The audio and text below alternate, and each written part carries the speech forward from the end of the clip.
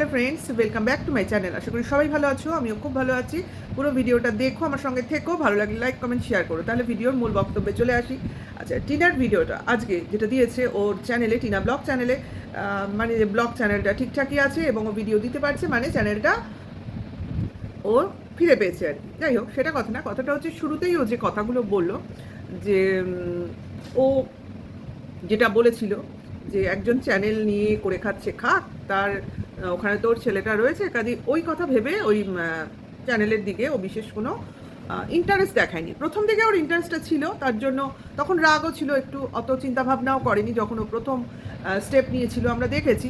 এটা না বললে ভুল হয়ে যাবে, কিন্তু পরবর্তী ক্ষেত্রে ও দেখে ভেবেছে জিনিসটা যে না, যখন ছেলে আছে থাক, আমি আমার মতো করে নিজের মতো করে গুছিয়ে নিই, ঝঞ্ঝাটের দরকার নেই। আর ওরাও তো ওকে ঘরে নিতে চাইছে না, কাজেই দরকার নেই, আমি আমার মতো বাঁচি, ওরা ওদের মতো বাঁচুক, ডিভোর্স হয়ে যাক মিউচুয়ালি, আমি মানে কেস করে দিই, একটা ডিভোর্স কেস হয়ে যাক, কোনো সময় কোনো না কোনো সময় সেপারেট হয়ে হয়ে যাবে।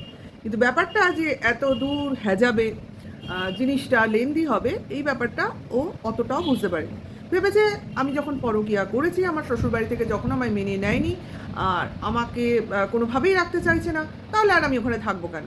মানে অতটা জেদও দেখায়নি যে না, ওটা আমার শ্বশুরবাড়ি, আমি থাকতেই পারি, এই জেদটা ওর মধ্যে ছিল না। যাই হোক, ওর মতো বেরিয়ে এসছে, প্রাণের ভয়ে, মানের ভয়ে, যে কোনো ভয়ই হোক।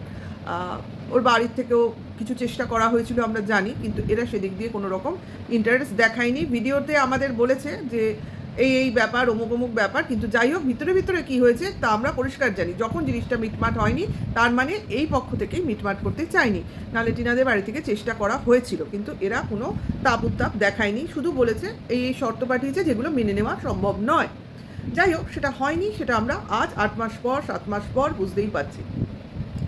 ব্যাপারটা হলো, যেটা মেটার সেটা মেটেনি, উল্টে যেটা হলো খুঁচিয়ে খাঁ করা হলো।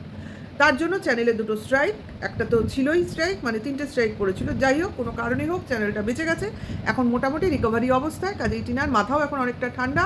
ও ওর মতো করেই চলতে চাইবে, এবার ভিতরে ভিতরে কী করবে ও জানে, ভগবান জানে, ওটা নিয়ে আমাদের বক্তব্য নয়। তারপর ওইটুকু কথা বলে ও নর্মাল ওর ব্লগিং চ্যানেলে চলে এসছে, খাওয়া দাওয়া, হই হুল্লোড়, হাট ঠাট্টা তামাশা, এবং ফিউচার ঘোরা বেড়ানোর প্ল্যান।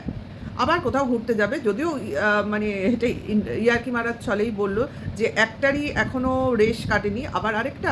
যাই হোক, প্ল্যানিং করতে তো কোনো পয়সা লাগে না, সময় আছে, বসে যাচ্ছি, এটাই হলো ব্যাপার। যদি ভবিষ্যতে যাওয়া যায়, যাওয়া যাবে, মানে যদি কোথাও ট্যুরে গিয়ে মানুষের ভালো লাগে না, তাহলে আবার মনে হয় না কটা দিন পর আবার যাওয়া যেতে পারে, না যাওয়ার তো কোনো কারণ নেই। ওরা সবাই মিলে যায়, হই হুল্লোড় করে, তাহলে তো সেখানে কোনো বাধা বিপত্তিও থাকে না। যাই হোক, এক্সেলেন্ট হচ্ছে টিনার ঠাকুমা। সত্যি আমি আমার ঠাকুমাকে মিস করি, ওনাকে দেখি। আমার ঠাকুমাও এতটা স্মার্ট ছিল না, খুবই বয়স্ক ছিল, কিন্তু ওর ঠাকুমা ওর তুলনায় অতটাও বয়স্ক নয়। যাই হোক, খুব এনার্জেটিক এবং খুব মিনিংফুল কথা বলেন। উনি জানেন যে কি ক্রুশিয়াল একটা সিচুয়েশন চলছে, কিন্তু সংসারটাকে কিভাবে হাসি মজায় একটা মাতিয়ে রাখতে হয়, যেখানে কোনো বিমর্ষতার স্থান নেই, সেই জায়গাটায় থেকে উনি সংসারটাকে ওনার মতো করে মাতিয়ে রাখেন, নেচে হেসে কুদে গান গেয়ে। আমি এখন বুঝতে পারছি যে টিনার মা কেন এইরকম শাশুড়ি পেয়েছিলেন বলেই আজকে টিনার মাও কিন্তু অনেকটাই হাসি খুশি থাকে। ঠাকুমার মতো না, ঠাকুমা হলো excellent to the power infinity, সত্যি। কারণ আজকে যে উনি গানটা গাইলেন ওই বিপিনবাবুর, কারণ শুধু একটা লিকার চায়ের গ্লাস হাতে নিয়ে গানটায় যে কতটা মিনিং আছে আজকে বুঝতে পারলাম। কদিন আগেই চাউর করে দেওয়া হয়েছিল, সারা বাড়িতে নাকি মদের পার্টি বসে, বলেছিল না ওই দালাল জাস্ট দিদি, যে তাদের বাড়িতে সবাই ড্রিঙ্ক করে, সবাই ড্রাঙ্কার, এবং বাড়িতেই নাকি মদের আড্ডা বসে। দেখো, আজকে লিকার চা দিয়ে এরা সেই কথাটাই নিয়ে খিল্লি ওড়ালো। এইভাবেই মানুষকে জবাব দিতে হয়। তোরা কি বলবি? আমরা এটাকে পাত্তাও দিই না। সত্যি হ্যাটস অফ ঠাকুমা। আমার ঠাকুমা নয়, আমি বলছি, জাস্ট সম্মান দিয়ে বলছি। যাই হোক, ওটা নিয়ে কথা বলবো না। ওরা সত্যি সুন্দর ফ্যামিলি বন্ডিং এবং সবাই সবাইকে খুশিতে রাখতে চেষ্টা করে। দেখো, ক্যামেরার মধ্যে যেটুকু দেখছি তাতে মনে হচ্ছে, বা ভেতরে তো মানুষের টেনশন থাকবেই, লাইফ মানেই টেনশন, এবং আমরা প্রতিনিয়ত সব সময় শুতে যাই তখনও মনে একটা চাপা টেনশন থাকে, আমাদের ফিজিক্যালি থাকে, মেন্টালি থাকে, তারপরে মানিটারি থাকে, সবসময় কিছু না কিছু এডুকেশনে থাকে, এভরিথিং, কিছু না কিছু টেনশন নিজের থাকে, পরের থাকে, ফ্যামিলি মেম্বার্সের থাকে। আমরা টেনশন ছাড়া বাঁচি না। কিন্তু সেই দেখো তারপরেই মনে হয় যে জীবনে আর কতদিন বাঁচবো, যে কদিন বাঁচবো হেসে খেলে বাঁচবো। এই ঝামেলায় এই ঝঞ্ঝাট কতদিন, কিসের জন্য? কোনো প্রয়োজন তো নেই। আমরা বেশি দিন বাঁচবো না, অথচ লোককে শান্তিও দিতে পারি না, নিজেরা শান্তিও পাই না। অ্যাকচুয়ালি এটা কিন্তু সঠিক কথা। এই যে টনদীপ এত লোককে টেনশন দিচ্ছে বা লোককে বউকে ছোট করছে, বাজারে বিক্রি করছে, বউয়ের নামে যা খুশি তাই বলছে, এখনও কিন্তু লিগাল ওয়াইফ, সেই জন্য আমি বউ বউ বলছি। আচ্ছা, ও কিন্তু শান্তিতে নেই, সত্যিও শান্তিতে নেই। ওর ফ্যামিলি কোনো মেম্বার্স, বাবা মা, বাচ্চাটার কথা ছেড়ে দাও, সে কিছু বোঝেই না। হ্যাঁ, কেউ কিন্তু শান্তিতে নেই। ওরা ক্যামেরায় যেটুকু দেখায় সেটুকু আমরা দেখি, যে টেনশন ফ্রি আছে, বাড়ি ঘরের প্রতি নজর দিচ্ছে, থাকছে। না, ওরা নেই, এরাও নেই, ওরাও নেই, কিন্তু ব্লগিংয়ে দেখাচ্ছে। আর যখন আসল সত্যর কিছুটা পোর্শন, সামান্য পোর্শন, 1% আমরা দেখতে পাচ্ছি না, সেটা খুবই নগণ্য। তার থেকে অনেক বড় কিছু হচ্ছে ওদের ফ্যামিলিতে, যেটা আমরা দেখতে পাচ্ছি না। তাহলে এবার চলে আসি আমি কিমা দালালের কথায়। ও খেয়ালই করেনি যে টিনা ওকে থ্রেড দিয়েছে। থ্রেড দেয়নি, ও কেন থ্রেড বললো আমি বুঝলাম না। ও বলেছে প্রমাণ করে দেখাতে যে 7 মাসে 4 বার প্রেগনেন্ট, 2 বার অ্যাবর্শন, এই যে কথাগুলো ও বলেছে সেগুলো প্রমাণ করে দেখাতে ও প্রমাণটা চেয়েছে। ও কিন্তু থ্রেড দেয়নি। হ্যাঁ, থ্রেড দিয়েছে, বা বলতে পারো যে রোষটা উগড়েছে সেটা ওর হাজব্যান্ডের প্রতি। দালালের প্রতি কেন দেখাবে? দালাল ওর কে? ও যে ওর উপর একটা আরোপ লাগিয়েছে সেটার প্রমাণও চেয়েছে। এটাও ভুল বুঝেছে, হয়তো বোঝেনি, হয়তো কেউ ওকে ভুল বুঝিয়েছে, হতেই পারে। যাই হোক, সেটার থ্রু যেগুলো বলতে শুরু করেছে, জাস্ট অবাক।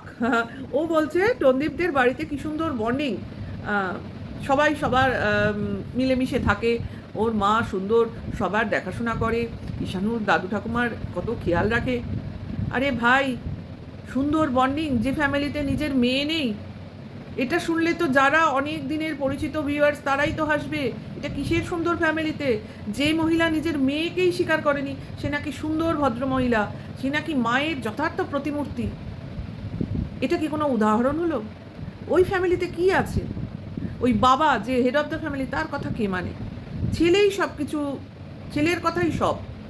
ছেলে যা বলবে বাবা হ্যাঁ করছে, মাও হ্যাঁ করছে। হ্যাঁ, কিমা দালালও একই কথা বললো, ছেলে যেটা বলে বাবা মা সব কিছু মেনে নেয়। ও কিন্তু বলে দিল, অজান্তেই বলে দিল। তাহলে দেখলে আমি কোনো মিথ্যা কথা বলিনি বা আমার বুঝতে কোনো ভুল হয়নি। এটা তো বোঝাই যায় ওই ব্লগিং দেখে, যে ওই ছেলের কথাই ওখানে একদম হিটলারই শাসনে চলে। ওটা একটা হিটলার ফ্যামিলি, যেখানে কারোর মত প্রকাশ করে না। হ্যাঁ, এই ছেলে যে বড় হবে তখন দেখার বিষয় হিটলারটা কে হয়। ফ্যামিলি ট্র্যাডিশন না। হ্যাঁ, এও বাবাকে ওই রকমই হয়তো দমিয়ে রাখবে। দেখা যাক কি হয়। তবে মাঝে বললো এই মারবো, ওই চড়াবো, ওই ধরে ওই করব, দেখে নেব, ভাইয়ের চ্যানেলের দিকে তাকালে চোখ গেলে দেবো, কত রকম কথা বললো। সে তো এখানে বসে বসে থ্রেড দিল কাকে? না, টিনাকে। লাভ হলো? কিছু কি করতে পারবে? আমি তো বলি কথা না বলে বাড়ি চলে যাও। বাড়ি গিয়ে মারবো বললো না? হ্যাঁ, বাড়ি চলে যাও, দেখুক মারতে পারে নাকি। আরও একটা কথা বললো ভীষণ মানে সাংঘাতিক কথা, টাকির নাকি সব মেয়েরাই চরিত্রহীন এবং সব মেয়েরাই নাকি এই ধরনের পরকীয়া করে, যা ইচ্ছা তাই করে, যেটা ইচ্ছে তাই কেনে, যেটা মানে যথেচ্ছাচার করে। এটাই বলতে চাইলে ও কোনো গোপন সূত্রে খবর পেয়েছে। সেই গোপন সূত্র কার থেকে খবর পেয়েছে বলতে পারছি না, কিন্তু গোপনে পেয়েছি। এই প্রমাণ তো অনেক দিন আগেই বারণ করা হয়েছে, গোপন সূত্রে কোনো খবর চলবে না, যা বলবে সামনে তাকে নিয়ে এসে বলবে, তবে গিয়ে সেটা মানা হবে। তা আমি বলি, টাকিতে যারা যারা আছেন, যারা যারা ভিডিও দেখেন, তারা দেখেছেন আপনাদের প্রত্যেককে ধরে ধরে খারাপ বলেছে। যাই হোক, তাহলেও বলতে চাইছে যদি কেউ সম্বন্ধ করো টাকির থেকে মেয়ে এনো না, বা টাকিতে বিয়ে দিও না। কিন্তু একটা জিনিস আমি দেখেছি, এই যে বৌদি আছে না টিনার, এই বৌদির নামে কিন্তু কিমা দালাল সেরকম কিছু বলে না।